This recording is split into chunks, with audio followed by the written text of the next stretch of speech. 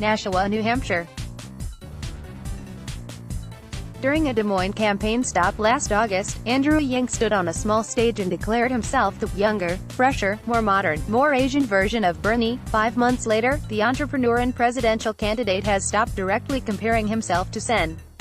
Bernie Sanders, IVT, in his stump speeches, but some voters in New Hampshire are still comparing the two candidates as they decide whom to vote for in the critical first-in-the-nation primary. "I trust Bernie, I think that he'd be great," Kelly O'Brien, 29, said at a Yang campaign stop in Nashua.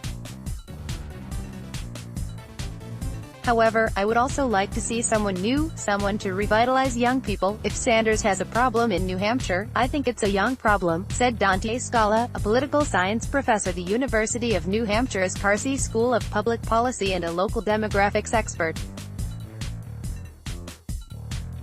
"Every young voter, Yang takes. I think you could make a good case it's a Sanders voter. Sanders easily won the state's primary in 2016 with 60% of the vote, thanks in large part to a coalition of young people, independents, and voters looking outside the establishment." Based on interviews conducted at dozens of events held over the past few months, Yang is attracting the same types of voters at his campaign stops. According to the Real Clear Politics polling average, Sanders holds only a slight lead in the Granite State over former Vice President Joe Biden, with 22.5% and 21% of support respectively. Yang is only polling at 3.3% there, but in a primary with a close race at the top, every vote counts. Unlike in the Iowa caucuses, where supporters of candidates who fail to reach 15% support have to realign with a second choice, voters in New Hampshire get one shot to show their preference. Brandon Laws, an elected Nashua alderman, has been a fan of Sanders for a decade and was among his early local 2020 endorsers back in May. But he told NBC News, he is now unendorsing him to instead throw his support behind Yang, in part, because of the latter's idea of a universal basic income. Andrew Yang is talking about things that are existential threats that if we don't start addressing them actively with comprehensive solutions, I think it's going to be too late, he said, adding he would still be elated if Sanders ultimately won. Yang, who supported Sanders himself in 2016, has described the Vermont senator as a hero and a role model. But while the two candidates share the same outsider appeal and some similar policies, Yang has said that his fresh perspective on economic issues makes him a compelling candidate. "I think that though we're aligned on some of the same goals, I think I have some more modern approaches that would be more effective at reaching those goals," Yang said after the November debate in Atlanta. Both Yang and Sanders pitch themselves as outsiders with plans for big, systemic change. Sanders has built a base with his Medicare for All and Green New Deal plans. Yang's platform is built around the idea of universal basic income. The similarities don't end there. Both candidates are known for their rabid online fan bases. They're both big basketball fans. The Yang campaign even nabbed the media firm that helped Sanders raise his profile in the last cycle. The fact that it's the team that had worked with Bernie last time certainly made it seem like there was a natural fit, Yang said when the campaign hired Divine Mulvey Longaba, adding he hoped they can approximate that kind of magic with his campaign. "I think our experience in the 2015-16 campaign gave us sort of an understanding of the discontent out there among American voters, and certainly inside of the Democratic Party. Working class, middle class voters just think this economy hasn't been working for them and isn't working for them," media consultant Mark Longaba said.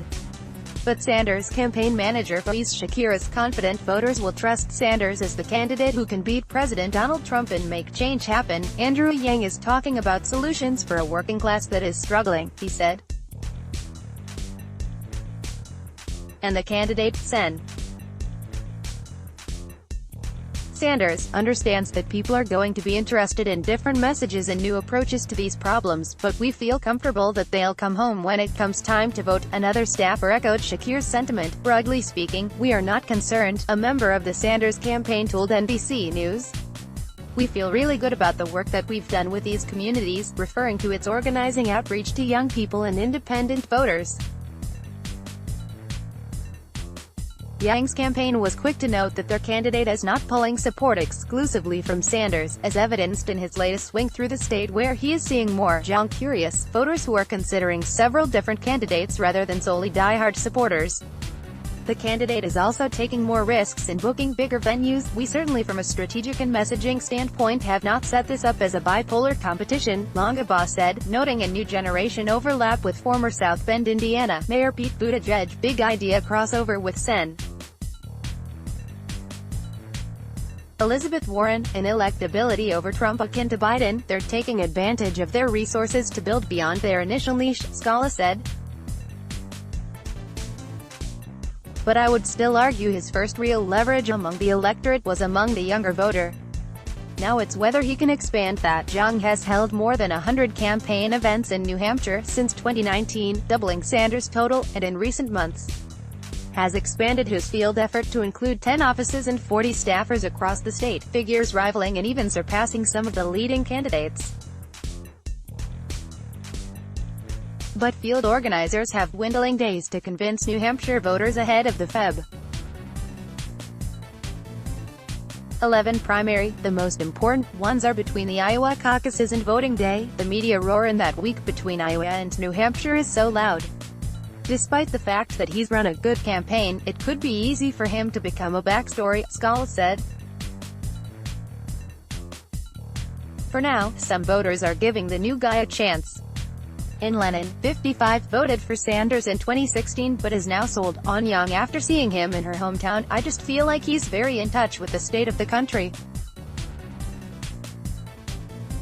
He understood why Trump won, she said. I feel Sanders is too old, but I think he's an amazing resource. He's that grandpa we could turn to. Her daughter Catriona Lennon, 21, backed Sanders last cycle but is undecided this time around, though she also thinks Sanders is past his prime. It would be beyond incredible to have another person of color in the White House, she said of Yang.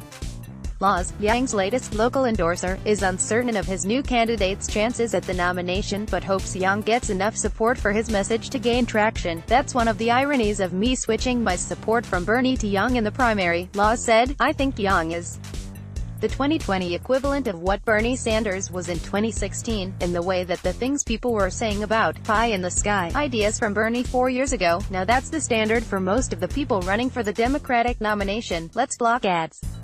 Why?